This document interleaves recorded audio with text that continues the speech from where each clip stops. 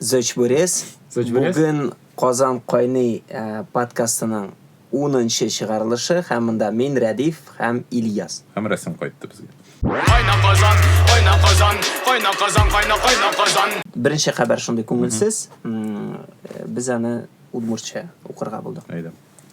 Дасети куарын сөне ишкарын кун кынышлән юртес азин Альберт Разин тодмо удмурт философ тодосчи но активист ассы ачис жуатис. Не өчен удмуртча сөйләдек, чөнки 10 сентябрь көнне Альберт Разин Дәүләт Советы каршында Ижевскта удмурт теленә карата булган вазгыять белән килешмичә үз-үзен яндырды. Менә шундый күңелсез хәбәр. Һәм үлде. Һәм үлде. Бер көн узгач ничектер хисләр Белмим, ничек тошылмады. Мин уйлаган идем, менә бүген бераз икенчерәк карый башладым. Әмма ничектер беренче көнне мен кабул иткәндем. Синде символик рәвештә, ничек тә булса, ничектер мен удмурт халкы тел ничектер якынрак башка халыклардан ары. Идел буенда, хәтта башкортлардан да бәлки. Ничектер аларда мин теге кабер кеше белән аралашам, инде бездә барыбыз да аралашабыз, инде алар нидер шундый ук агым бар, алар ничектер шулай заманча әйберләр генә яшиләр, ясыйлар. Һәм мондый ничектер менә удмуртлар өчен символик рәвештә үз теге тормышыннан теге чигендә гомерен ваз кечү, үзеңне үтерү, ничектер үзеңне курбан итү. Моны булай кабул итәм. Мин ишеткән Айрат Фәзрахманов безнең устабыз мин теге ислам кешесе буларак моны әлбәттә кабул итмим. Бу тик үз-үзенә утырау зур гынах. Димәк, бу кеше без моны мин моны кабул итәм шундый бер нидер башка дөньядагы адам кебек кеше менә яши алмый бу дөньяда. Әгәр дә ул күрә үзе теле үлә икәнлеген, ул да бу тел белән үлә дим. Шундый зур рәвештә һәм бөтен кеше аны күрсен һәм ничек уйланырга тиеш. Расул Гамзатовның цитатасы юкка гына булмаган, димәк, ул мөһим сайлаган. Минем телем бүген бетсә, иртәгә мин дөньядан китәргә әзер, үләргә әзер. Шулай тәрҗемә ителә. Минем тәрҗемә итеп булды. Мин белгән удмуртлар арасында Марина бар. Ул безнең мин татарча яшәмне әзерләшкән кыз инде. Татарча бик чиста сөйләшә иде, мин соңыннан гына белдем аның удмурт кызы икән. Хәзер ул удмурт эшләре белән шөгыльләнә. Һәм монда мөһим менә җәмгыять моңа ничектер җавап бирергә тиеш. Без бит әле беренче очрашабыз. Мин бу гомеремдә анда ишеткән юк иде менә. Ничектер якында кеше шулай итеп үз позициясын белдерә дип әйтим. Рәсем бик сәер. Мин шул көнне, кичә көнне карадым бер фильм, Боб Дилан турында. Инде 73 елда Вьетнам сугышы тәмамлана, һәм анда телевизор күршенә ничектер буддист монах утыра һәм яна. Аларда булган. Тыныч кына сабыр итеп. Шундый ук рәвештә ничектер ул туры килде, тәңгә килде. Һәм шул көнне бу хәбәр. Мөһимрәк менә без ничек нәрсә белән җавап бирәбез? Мин беренче шундый фикер туды, безгә һичшиксез удмурт тренеры кирәк. Белмим, кем тагын инде шулай эшләр. Без әлбәттә менә кешеләргә әйтәбез, әгәр кызык булса, без шундый төркем оештырырга уйлыйбыз. Чөнки итмешчә кешеләр бар, һәм минемчә бу шундый, мотивация дип атап булмыйдыр инде аны. Ничек там шулай җавап бирәсе кирәк дөресен. Продуктив җавап. Сөйләргә карагыз, менә без әйтәбез, татарча өйрәнергә була. Әйдәгез башка шул финогор телен, өйрәнеп карыйк. Ничек булар икән ул? Шундый ук мисал. Башка кешеләрне дә аңлау булыр. Һәм бу абыйның да теге эшенә җавап кебек инде. Мин уйлыйм, тагын безнең чараларга кирәк тартырга шундый удмурт группаларын, музыкасын, менә нинди заманча сәнгате бар. Аларны тартып чыгарга, чөнки аларга бер ялгызына кыенрак дөресен әйткәндә. Күпкә кирәк яңамайды. Карагыз, менә без бит узган елны электроника төркеменнән егетләрне чакырган идек, ләкин алар бит удмурт белән шөгыльләнәләр. Безнең фестивальдә алар түгәрәк өстәлдә катнашты, аларның музыкаль өлеше, ягъни Суоми төркеме, Кирмәннән ерак түгел барган Мозаика культур фестивалендә катнашты. Ягъни без хәтта үзебезгә сыймаган программаны башка мәйданчыкларга таратырга тырышабыз. Һәм кызганычка каршы менә башка мәйданчыкларның оештыру тәҗрибәсе җитмиме, алар аны шундый безнең кебек зур масштабта җыеп бетерә алмый. Аларга һаман нәрсәдер җитми. Бәлки безнең киңәшләребез җитмидер, безнең ярдәмебез җитмидер. Чөнки без аны бездән кала кемдер эшләп бирер дип көтәбездер. Бәлки аны һаман шул ук безгә эшләп күрсәтергәдер. Кая Ижевскийдамы? Юкмы да Татарстанда? Юк, без күптән сөйләшкән идек, ничектер кирәк менә бу бөтен Идел-Урал халыкларын ничектер бергә җыярга. Ничектер бергә җыелганда да күренә зур аермалар юк дөрес әйткәндә. Зур бер телләр, ничектер бер сүзләр килеп чыга, тик уртаклык барлыкка килә. Ничектер үзеңдә бераз яңарасын, әйме, үзеңә бераз читтән карыйсың кебек. Әйме, минемчә менә бөтен без булган чагаларга аларны тартырга кирәк. Шуңа чөнки мәсәлән аларның бөтен теге күренекле кешеләр былай да Казанда укыган. Әйме, мәсәлән, мин белгәнемчә инде. Һәм алар һичшиксез Казан алар өчен шулай мөһим бер урын. Бер башкала булып тора. Бездән дә барырга тиештер инде аларның шәһәрләренә. Ничектер? Мин әле күптән түгел генә Чувашидан килгән Артем белән сөйләштем. Алар үзләрендә Чебоксарда милли Татарстан егете Чувашияны алга сөрә торган. Ул Чуваш культурасы мәдәнияте вәкиле буларак кабул ителә инде безнең өчен. Чөнки ул килгәндә ул бартик Чувашиягә бәйле проектлар турында сөйләшә. Нәрсә диде? Алар инде Чебоксарда Чувашия музыкасына, мәдәниятә караган милли премия булдырырга телиләр. Гәрчә аларның хәзерге Чуваш эстрадасының хәләте татар эстрадасыннан 10 елга артта калган булса да, алар сүзләренә карап. Мин искә төште, аларның шулай ук лейбллар ниндидер оештырмакчылар иде алар. Шуңа күрә алар барганнар иде Ями Мюзикны карарга, хәтерлим Артем, и Барс Медиага барып килгәннәр иде. Динә алар өчен экскурсия ясаган иде. И шуннан бирле алар хәзер аларның иң төп проекты шул милли премия, чөнки алар билгеле бер жанр артистларын гына түгел, гомумән милләтне берләштерүче ниндидер зур чара булдырырга телиләр. Чөнки безнең Татарстанда, мәсәлән, милли премиялар төрле лейбллар тарафыннан оештырыла. Алар инде бер аудиторияны бер җиргә, икенче җиргә тартып торалар. Аларда гомумән андый күренеш юк. Бер милли премияда юк. Шуңа күрә алар менә шуннан башларга булдылар. Аннары берничә ел үткәч инде анда күз күрер дип сөйли. Бәлки шул премиядан мотивация була инде, типа премиялар өчен. Тагы ниндидер юнәлешләр аерылып китәчәктер бәлки. Ләкин хәзерге вакытта аларның төп максаты берләштергә, ниндидер зур чара тирәсендә. Менә тәмамлар өчен без китабыз мин син үзең әйткән инде, менә бу фаҗига турында удмуртча, димәк, яңалык юк.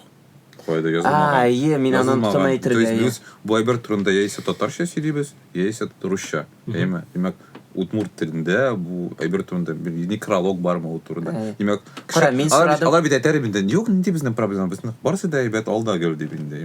Ну, Удмуртия башлаганда, башкалары да ничектер бу провокация дип әйтәләр, юк, бездә барысы да. Мин әле беләсезме нәрсә өчен чыгарды бу галимне, типа ул шундый акылсыз дип күрсәтмәкче булалар. Ну, ул бит бик еш кулланыла торган шундый технологияме. Активистлар аларга һәр вакытта да проблемага игътибарны юнәлтер өчен алар аны гиперболизировать итәләр. Ләкин ул акылдан язган дигән сүз түгел.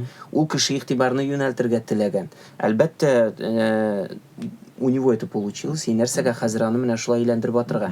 Мин сорадым бүген подкастны типа менә солидарность буларак, әйдәгез удмурт телендә укыйм дип сораган идем хәбәрне. Димәк, мәсәлән, бездә бит инде Татар-информ сводка биреп барам да татарча. Кстати, булар турында язмады, бу хәл турында. Яра безнекеләр язмаса. Хәтта һәм димәк, ул удмурт галиме, удмурт теле өчен кайгыртучы кеше турында удмуртча хәбәр булмаган. Бәлки без генә күрмәгәнбездер, бәлки аларның үзләрендә юк анда Telegram каналы. Менә шуннан башларга кирәк тә инде. Моның турында хәтта язырлык площадка да булмаса, монда нинди проблемалар турында сөйләргә кирәк. Ну, в общем, аларның безнең кармакка эләктереп алар белән бергә миңа калса җиңелрәк. Һәм мин моңа бәйләп әйтер идем, менә татар теле курслары ачылып китә. Реклама ясыйк, 12 сентябрь ул КФУда уздырыла. Ел сайын гел теге шаккаталар 800 кеше язылган, 1200 кеше язылган. Менә күп кешеләр сыры ел дәвамында кая курс узып була. Менә рәхим итегез, Казанда гадәттә аларга киләләр инде катнаш гаиләләр. Тасвирламада. Сылтама тасвирламада. Һәм әле шуңа әйтергә кирәк, безнең бит тел институты бар. Һәм һәр Ильяска да монда сөйләрлек әйбер була. Тел институтының юбилее булды бит. Һәм анда Мухаммедшин килгән инде. Без инде ничә 3нче тапкыр Мухаммедшинны теге сөйләгән сүзен комментируем. Миңа калса аңа язып бирәләр, һәм ул аны әйтә, ул ничектер аның ни төпченми. Һәм ул әйтә, менә татар теле белән шундый ситуация, иң мөһиме менә тел институты, сез дәреслекләр язасыз, менә безгә яңа дәреслекләр әзерләргә кирәк. Һәм бернинди дә сүз дә юк татар телен дәүләт теле буларак укыту турында. Хотя ул реаль. Кстати, менә Удмуртиядә анда кайбер мәктәпләрдә удмурт теле дәүләт теле буларак керә, туган тел буларак түгел. Телисен теләмисен ул программада. Бүгін ишкәтшем мин Камиля бүгін әйтә. Әйтәм бүген родной языктан минем нәсел родной язык. Нәрсә родной язык? Татарский, ну, Аллага шөкер яра. Дәвам итәбез. Синең белән. Кызым шулай сайлаган инде. Һәм мен монда нәрсә ниттерде? Менә гел безнең дәүләт ничектер шул ничек спасение күрә шундый дәреслек әзерләүдә. Бу ниндидер шундый ничектер бездә дөрес укытмадылар. Шуңадыр бездә барысы бар проблемалар. Ничектер күрәләр шундый, менә хәзер китап язабыз да, барсы да шишелә кебек име. Инглиз телен бездә бик кеше эштә язучылар, шуңа күрә без барыбыз да инглизчә сөйләшәбез. Шуңа бик җиңел укытырга була. Аның аркасында түгел бит инде чынлапта. Һәм тел институты, ул моңарчыда ялгышмаса, мин хәзер ялгыша алам, алар бит әзерләделәр дәреслекләр. Яңадан дәүләт үзе кабатлаган әйберләрне шундый монополияларга, мин әйтмим, тел институты начар институт дибим, Аллага шөкер ул бар безнең. Алар анда галимнәр, анда китаплар язалар, изләнүләр алып баралар. Әйберләр саклыйлар, шәт мирасханәсе бар аның. Һәм ләкин алар заказ биргән, ул килеп чыкмаган, яңадан шундый монополияларга биреп бу мәсьәләне чишергә телиләр. Һәм мин Ильяска сорамакчыйм, сезнең бит тел институты белән проект бар иде. Бар идегенә түгел, ул хәзер дә бара. Пластинкалар әкрен әйләнә анда нәрсә. Ул инде бөтенләй башка өлкәдән, ул чыннан да пластинкалар өлкәсендә, музыка өлкәсендә белгечләр бу юнәлешне медиа археология дип атарга мөмкин.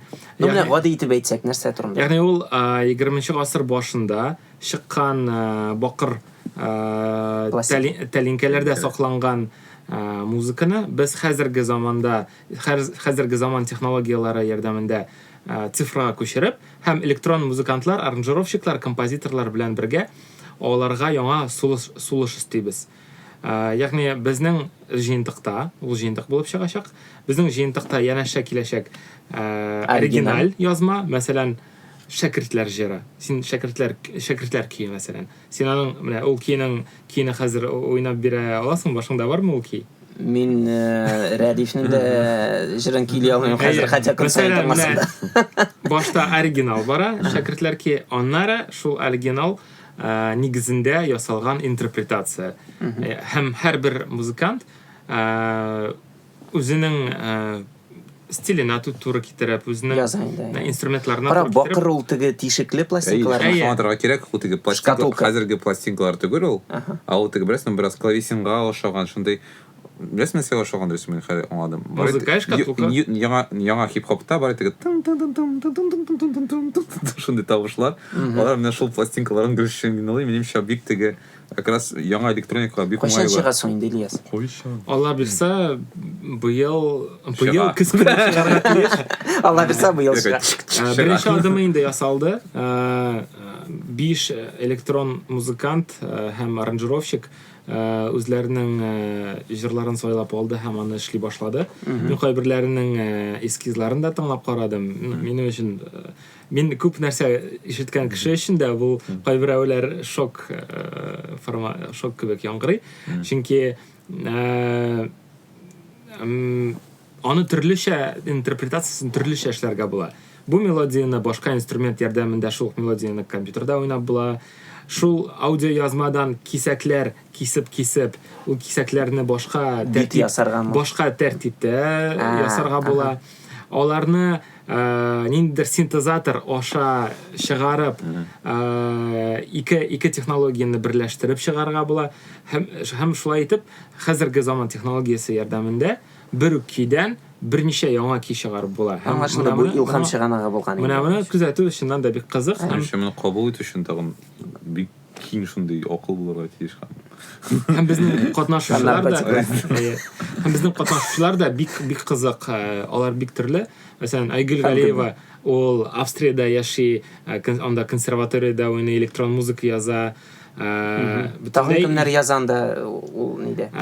Икенчесе Мостапейс Әлмәттә яши, шундый агрессив электрон музыка яза. Әлмәттән шул. Электронщиклармы булар? Айгөлне тулысынча электронщик дип әйтмәс идем. Юк, төрле технологияларны бу проектта катнашучылар күбесе электронщиклар. Бу проектта катнашучылар, алар бер үзе музыка яза алган кешеләр. Ягъни, мәсәлән, шул Марат Татурас, ул Уфада яши, ул гомумән кино өчен музыка яза. Ләкин үзе аранжировкалар иҗат иткәндә, ул компьютер, синтезатор һәм ниндидер тере уен коралларын куллана. Карале, Ильясны туктатып булмый, Рәдиф. Без сөйләшкән идек бит. Чиклеп чыкты. Ильяс түләде. Ильяс, кара, нәрсә әйтмәкчим. Бу мирасхана буенча әйтмәкчим. Без бит һәр вакыт менә бу цифрга күчерү турында сөйләшкәндә әйтәбез, мәсәлән, безнең архивлар ята, анда күп җирләрдә ул цифрга күчерелмәгән. Гадәттә без ГТРКның архивын искә төшерәбез инде анда әйтәбез. Минемчә менә ГТРК кебек үк шундый, хәтта даже байрак та мирас ята тел институтында. Ну, Ялибич чыгара башлады. Назат Ахунов яза башлады үзенең Фейсбугында, анда китаплар чыга башлады, гәҗитләр. Әле ярый Фейсбуктагы кешеләр эшкә урнаша яңа урыннарга, каян белер идек. Юк, без проблема гына аны өйрәнер өчен шулай хотя бы алфавитны өйрәнергә кирәк. Бәлки аны даже курслар. Юк, мин әйтәм, анда пластинкалардан калар дип, анда бик күп мирасхана, ул менә минемчә теге цифрлаштыру буенча. Күрәсезме? Цифрлаштыру бары бер аны ничектер менә кеше үзе укып, үзе ничектер дәгъим итәргә тиешме? Кем керәсең китапханәгә? Шулай, ну, син беренче класслар. Сен укыйсың, сен беренче нәрсә укырга. Ул ята менә ничәмә китаплар. Юк, мин аңладым инде. Шуңа күрә минемчә ул булырга тиеш. Нидә бер журнал булса иде, мәсәлән, шундый кызыклы әйберләр белән чыгарып әйтәрем менә, монда безнең шундый. Була бит мәсәлән ачык тарихыймы, теге паблик. Аның чыга мәсәлән дилетант журналыймы. Исем беләсен анда. Һәм шундый ук булырга тиеш димәк ни нәрсәләр. Паблик архив. Шулаймы? Теге кызыклы итеп яза торган. Бәлки менә шундый безнең кебек кичкенә генә проектлар аша бу мираска кызыксындыру ятырга кирәктер башта.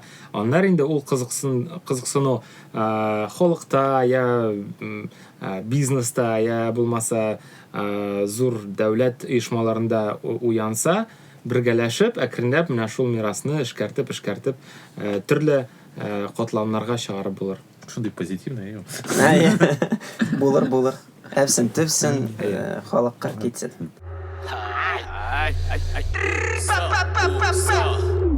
Ширкүл. Нәрсә ул беләсеңме? Әйе. Просто Facebook.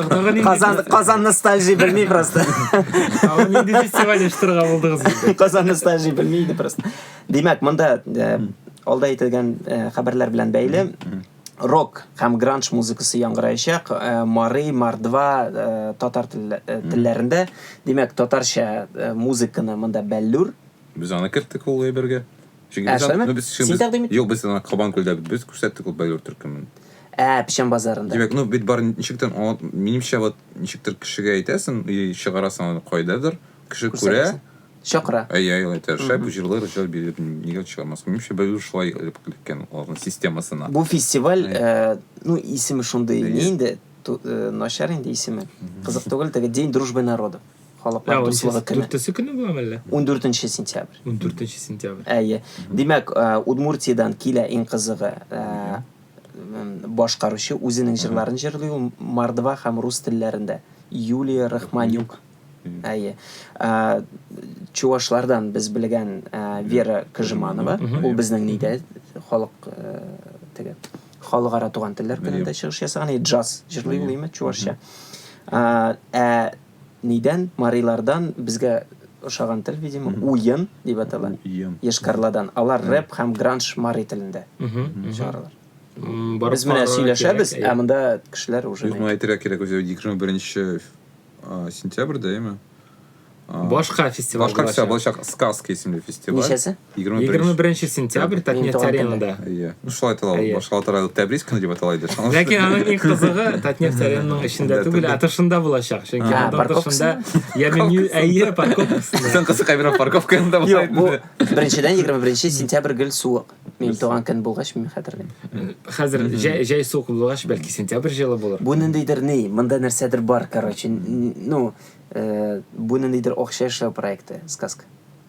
Белмим, ләкин без аны теге мультикультур дип укыгач, ул проектның эчендә мультикультур төркемнәр эзли башладык һәм нәтиҗәдә бер төркемне бар Иван Дорн, ул бит украин кешесе. Multicultural.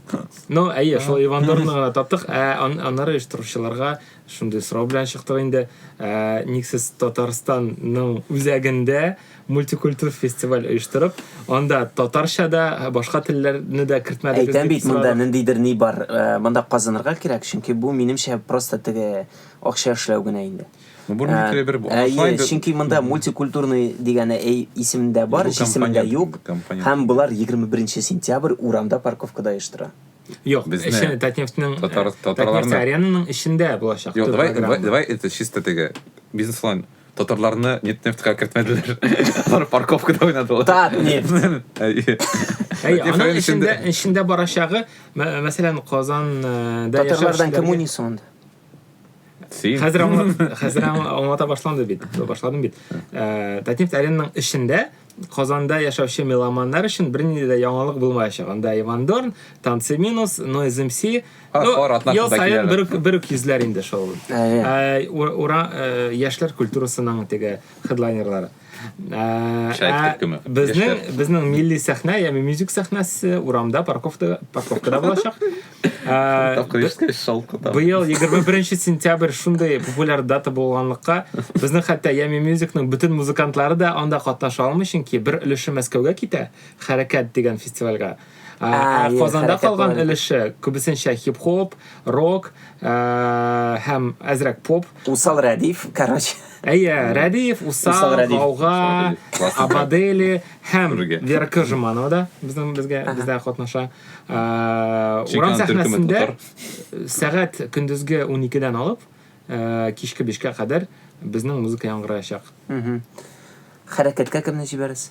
Попсовыйрак. Хәрәкәт үзе сайлап алды. Алар Так, буларны кирәкми. Илгизне, Рөстәмне, Зәринәне һәм Ислам Валиев Малси Мюзикны. Менә алар шундый электрон программа белән бара. Дүрт мушкетер. Ну, ярый, аңлашылды. Димәк, сезнең парковкадагы ни? Казанда калган кешеләргә мультикультур була, эчендә Слушай, классный был фестиваль парковка, ребят, волсайду. Мультикультурная парковка. Парковка темалары Казан өчен. Мен калса, Ильяс, парковкада уздырганда күбрәк кыймалар кой. Бу хотя бы ниндидер социальный подтекст булачак. Юк, сен раз алдан киләсең. Бер көн алдан киләсең, менә монда урынны билгеләйсең, анда куясың чиләк. Юк, һәрбер 10 кеше кыйма белән әйләндерә. Спортлашалар, мен монда торган идем. Мен монда гомер торган идем. Киләсе. Рәдифнең искрометный мәзәгеннән соң киләсе хәбәр Тинчурин театры турында, Рәдиф. Тагын что ли? Бетмәде бит аның турында хәбәрләр. Бетмәде инде. Режиссер китә, аны Идеяс белән сөйләшәбез, чөнки ул хәзер чигыл инфлюенсер. Юк. Ул Тинчурин жизни. Ну, әйт чынлап нәрсә. Тинчурин божай. Ярар. Димәк, Ильяска да кызык була, премьералар була. 6 премьера. Һәм төрле режиссерлардан. Димәк, хәзер театр режиссерсыз яши башлый. Һәм алар чакырылган режиссерлар белән театрлар куялар, шуның белән репертуарын тутыралар. 23 октябрьдә беренче премьерасы була.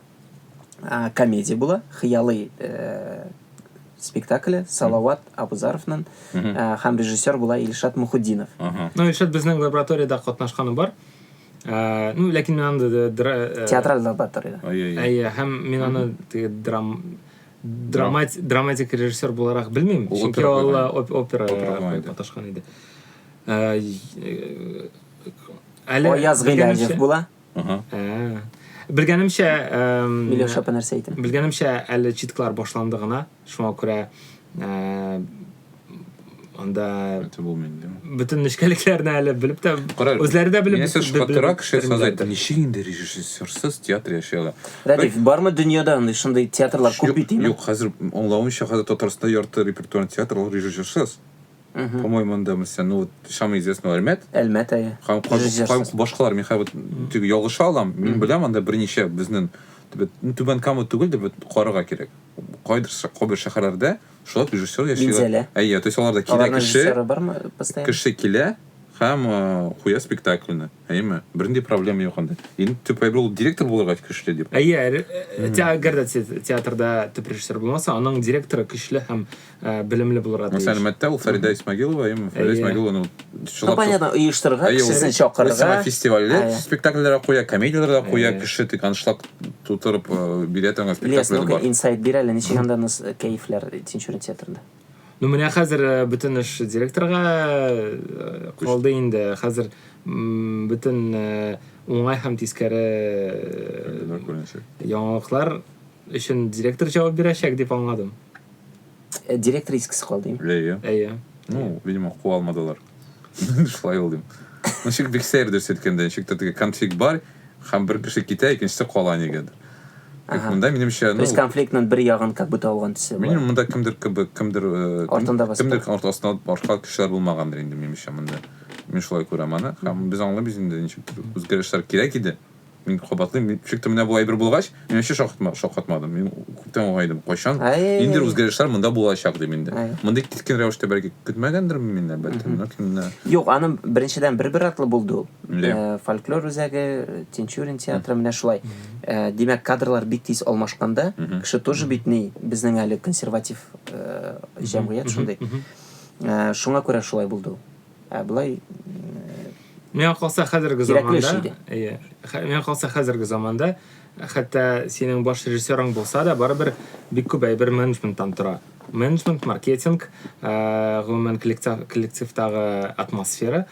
Шуңа күрә монда нинди генә гениаль баш режиссерны куймасаң, куйсаң да, синең калган администрацияң начар эшләсә, берни дә килеп чыкмас. Димәк, соңгы хәбәр. Тимоти һәм Гуф. То есть татарлар турында бит. Хәтта татар. Мин бүген хәзер Силемансын. Тимоти ул яртылаш татар беренче. Ул яртылаш бүтән нәрсә. Яртылаш татар, яртылаш фаннарсы. Яртылаш рэпер, яртылаш продюсер. Аңлашылды. Һәм алар икесе бергә рус ютубының иң дизлайклар анда 1,200,000 иде мин караганда. Иң күп тискәре билгеләр. Дизлайклар җыйган видео чыгардылар. Алар Мәскәү дип атала. Ялгышмасам, Мәскәүне, хакимиятне мактап, мотор сайлау көнендә. Сайлау көнендә чыгардылар. Чыгардылар аны. Ул вакытта теге тын гына утырырга. Дөресен әйткәндә, анда хакимиятне мактау алай күп түгел иде.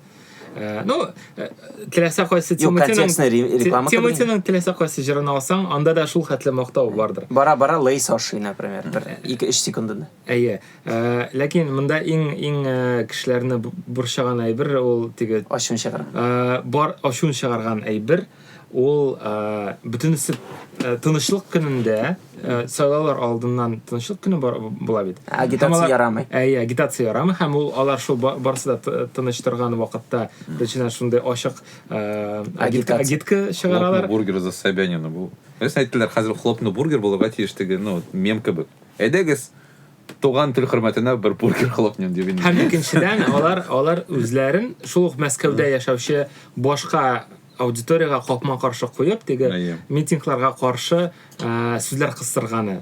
Мен митингларға йөрмим. Там юк монда гей парадлар үткәрмиләр, монда что-то мин үзем монда яшим, митингларга йөрмим. Ул татар версиясе. Теге юк барны талкат итеп йөрмим монда. Мәскәүсе бер кеше керә. Идән семья ваша. Бүген керде Тимирхан, безнең яшьләрдән бар ич. Ул әйтте подкастында әйт, мин уйлыйм, что Тимати ул Мәскәүсе бер кеше. Бик мөһим. Әмәйтәм агуфкам ансы киндер кыла. Беләсезме, сәмия, ул Гуф әйтте еще, мин белмәдем, ниндер митинглар турында дип инде. Әйтә башлады. Как будто мин монда ниндер бер теге муҗиза дөньяда яшим дип инде. Бу әбер турында вообще белмәдем мин дип. Мине подставили. Һәм шайтын шигин. Тукта, ул Тимати нәрсә әйтәсен белмәгәнме? Юк, ул әйтте, мин белмәдем нәрсә турында бу. Мин белмим монда сайлаулар булганын. Хәтта чыктырып әйтте, мин вообще монда теге мин. Мин җир яздым, клипта төштем, ләкин нәрсә өчен булганын белмәгән идем. Һәм Шандра асылтады, ул теге кайчан беренче митинглар узган иде, ул хәтта язды, типа, черт, пропускай все митинги дип инде. Ну, әлбәттә кеше белә ул турында, Мәскәүдә яшәп, мичигендә ул. Анда бөтен кеше шул турында сөйли. Идиотка салышып, хәл ютта алынган ул иде. Аны бит никләр алып баргыттылар. Хәзер кешеләр миллион ярым дизлайк җыйгач, юк, хәзер чөнки аның хәзер бит инде ни бар, статусы бар, иң дизлайк күп җыйган видео. Һәм хәзер кешеләр әйтәләр, о, Тиматины шулай итеп алдыртып буламыни видео, әйдәгез башка видеоларына да дизлайк яудырып. Президент килеп тиздән Гуф Казанга килде. Шуны. Әйе, концерт. Юк, мен хасам монда чыннан да Гуфка теге батон крашит итеп утарга кирәк булды.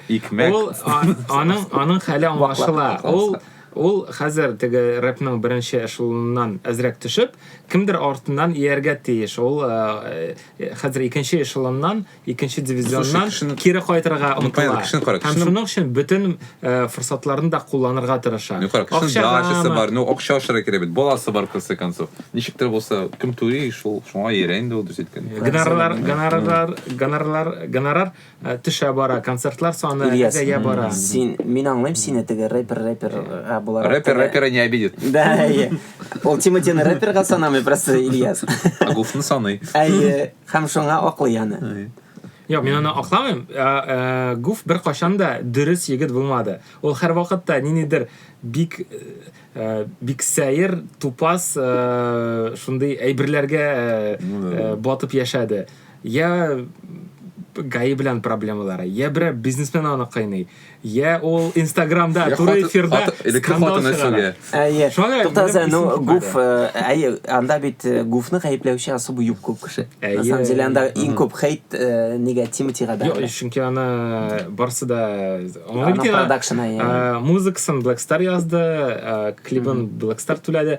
Бәлки алар ниндидер зур хайп, зур караулар артыннан омтылгандыр. Бәлки чыннан да ул акчага ясалмагандыр. Бары тик шундый, ну, вакыйгага ләгебинде бит үз туган якларына бүләк итеп җыр чыгаралар бит. Менә бит Баку турында җыр чыгарды. Салават, Татарстан. Вот, кстати, шул сорау, кара. Уна бездә сайлар узды бит. Сез кайдан күрдегезме, хотя бер җыр әйтте, менә мин үз тавышымны белмим анда кемгә бирәм. Кешне кемгә теге Юлия Рахманова, мәсәлән, яисә кемгәдер там белмим. Менә минем бөтен тавышларым бердәм Россиягә. Юк бит анда берсе дә чыгыш ясамады, анда кушылмады бу. Сәер, чөнки мин хәтерлим 4 ел элек чыккан иде, хәтерисезме, бер җыр.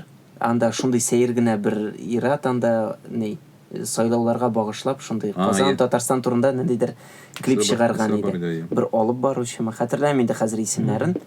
Быел ничектер аларны кулланмаска булганнар. Гомумән ничектер менә бик шундый акчалата тема дөрестәгендә.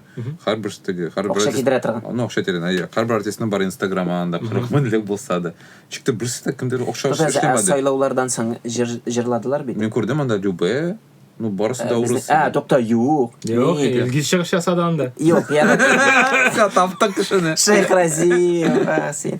Карале, ни, ладно, илгиз Шейх Разиев, ниләр булды бит теге ирле хатынлы иң популяр шундый. Гүзәл Уразова. Гүзәл Уразова. Чөнки аларның барсы да белә, аларның костюмнары бу сәхнә бизәлешенә бик яхшы. Теге Татарстан байрагы рәвештә. Туры килә шуңа. Ярый, без бит теге клипны шәйнә бетермәдек әле. Һәм ишенче сәбәбен әйтәм, ну, карагыз, менә шундый интернет активистлар, мәсәлән, билгеле бер юлына бәйләнде. Политологлар ул клипның кайчан чыгуына бәйләнде. Ә инде музыка сөючеләр гомумән музыкасына бәйләнде, чөнки аның аранжировкасы хәтта Blackstarның башка хезмәтләренә караганда да начаррак ясалган, чөнки аның 1-2 көн эчендә эшләгәне сизелә.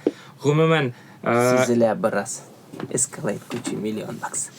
Беренчедән аны Павел Мурашов язды. Павел Мурашовның альбомын тыңласаң, 1 ел дәвамына яздырган альбомын тыңласаң, һәм менә бу җырны тыңласаң, гомумән 2 төрле кеше язган дигән фикергә киләсең. Демәк, бик халтурный шундый. Син 1-2 көн анда бит мәсәлән шул шашлык лайф фестивальләре шулай 1-2 көн алдан әзерләнгән. Бәлки ул шундый типа идея туды. Нигә хәзер тизгән төшермәскә дип. Мәсәлән, бу сезгә акча. Ул була торган хәл шундый. Бөтен ясалышына һәм тышкы кыяфәтенә карасаң, ул шундый арзан, кыйбат булмаган, тиз генә туган заказга ошаган. Карагыз, мин нәрсә аңладым. Лейнаның җыры ул сайлауларга багышлап эшләнгән әйбер. Конечно. Ничек патриотизм күтәрелче. Бик күтәрелде син патриотизм. Безнеке может күтәрелме? Безнеке тагын кая хәтле күтәрелергә тиеш, булай да биек бит. Лейна карап патриотизм күтәрелми анда. Белмим, бәлки кемгәдер күтәреләдер, ләкин хәтта Лейнаның клибына караганда да Тивитның клибы бөтенләй әгәр дә син хәтта шундый сату өчен әйберне ясасаң, син әйбәт итеп ясарга тиешсең. Син базар... Син хәтта Мәскәүдә җырласаң да, типа, о, тема классная, да ул прокатит дип юк бит инде. Давай нормально эшлә. Просто дәүләт ул әзер аңа түләргә, һәм аны белә торып, особо кешене напрягаться итми инде. Әгәр дә ул теге базар шартларына туры китереп ясалган булган булса, әлбәттә ул яхшырак булыр иде. Мин белмим, нигә без Тимотины шәйнибез инде 20 минут. Чөнки бөтен YouTube аны шәйни. Аның турында хәтта кем хәтта Венедиктов та сөйләүзезлек тапты. Мен самалады хәзер. Сәмә аңладым хәзер, вот нәрсә җитми, әгәр дә кеше чын күңелдән ясый икән шундый җырны, мин там Татарстан яратам, яисә мин Мәскәүне яратам. Ул әлбәттә бик сыйфатлы булырга тиеш дип. Чөнки әгәр син яратасың, син бөтен көчне куясың икән. Димәк, менә монда клипларда гел күренә инде. Син аны акча өчен эшләдеңме, яисә син чын күңелдән шундый патриотмы? Менә моңа капма каршы мисал Эмин Агаларовның Бакуга багышланган җыры. Белмим, бәлки ул да ниндидер сайлауларга багышлап сайлаулар алдыннан ясагандыр, ләкин аны караганда син ул Мәскәүдә яшәгән кешенең үзенең туган Баку шәһәренә мәхәббәтен сизәсең. Ул чыннан да үз стилендә сыйфатлы иттереп, уйланып эшләгән һәм кешеләргә ошасын дип эшләгән. Теге 1-2 көндә килеп чыккан кемнеңдер идеясына ошаган түгел. Әйдәгез тыңдыйк. Ошана клип. Демәк, шунда китә. Россия шоу-бизнесында яхшы мисаллар да бар. Россия шоу-бизнесында, татар шоу-бизнесында да. Татар шоу-бизнесында нинди яхшы мисаллар бар? Айда, нинди патриотик җырлар бар менә, прямо, чынлап бар туган, я. Шул бер темага кайтабыз, нәйме? Мен яратам сине Татарстан.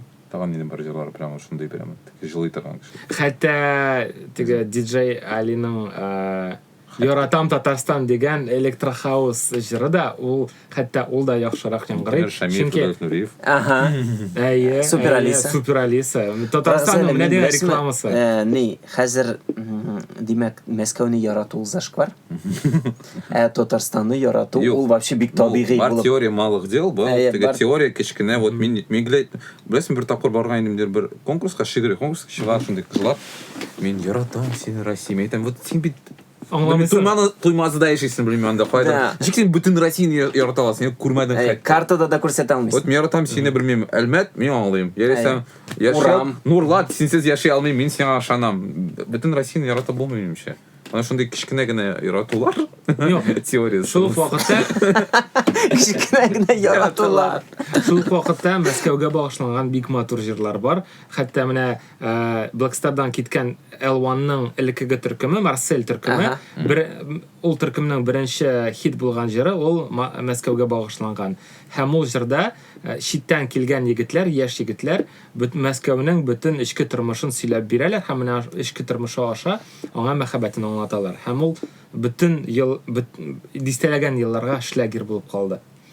Шуңа күрә Мәскәүгә багышланган яхшы җырлар да бар дип әйтәм. Мәскәү турында да яхшы җырлар бар. Tamam. Шушы сүзләр белән тәмамлыйбыз, сау булыгыз. Unutma Sibir ilingni, unutma туганыңны, якларыңны, син unutma Сибир татар калыгыңны, unutma